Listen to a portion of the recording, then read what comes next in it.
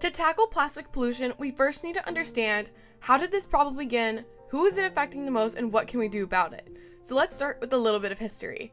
Plastic was first invented in 1907 by a Belgian scientist named Leo Baekeland, and by the 1950s it had already become a staple in manufacturing because it was versatile and super low cost. This is where companies started to market their items with single-use plastic as convenient and disposable, but they rarely considered what would happen to all of that waste, which we're dealing with now. So fast forward to today, and we see that the issue of the problem is growing, with over 8.3 billion tons of plastic that have been produced since 1950s, where 60% of it has ended up in landfills or in the natural environment.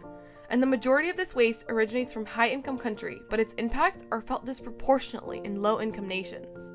For example, communities living near plastic production facilities or waste dumps are often referred to as sacrifice zones, which are zones that are exposed to toxic chemicals that are released during the production and breakdown of plastics.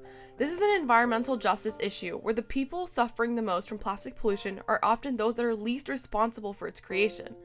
In fact, the industries responsible for 75% of air pollution hurt communities of color the most.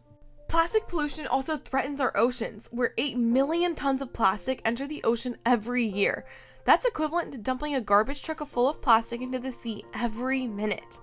This plastic harms marine life in various ways, where sea turtles mistake the plastic for food, whales have been found with stomachs full of plastic, and corals that come in contact with plastic are 20 times more likely to contract diseases. And like we talked about in the past video, this issue doesn't stop at wildlife. Microplastics, which are small particles, are now found in 90% of our bottled water, and the issues that these microplastics cause are still being studied because it's a relatively new issue. So why hasn't more been done to address this? Well, one of the main issues is that plastic is deeply linked with oil production with fossil fuels. In fact, plastic production is expected to account for 20% of global oil consumption by 2050. With such a powerful industry and lobbying efforts, they've stalled meaningful policy changes. But there is hope, because as awareness grows, governments are taking note and starting to create policies. For example, one of the most notable policies are the Sustainable Development Goals, and let's break them down. The Sustainable Development Goals are also known as SDGs, and they're a set of 17 goals that were established by the United Nations in 2015. These 17 goals were designed to address the world's most pressing challenges, including poverty, inequality, climate change, environmental degradation, peace and justice, and so many more. These goals are a way to bring together different countries, businesses, and individuals to create a sustainable future by 2030. And while many of these goals are interconnected, Goal 12 specifically focuses on responsible consumption and production and is especially important when addressing environmental challenges like plastic pollution.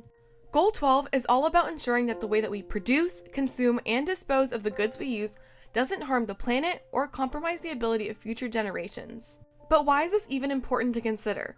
Well, because the current systems of production and consumptions are linear. We use resources, we make products out of them, and then we discard them.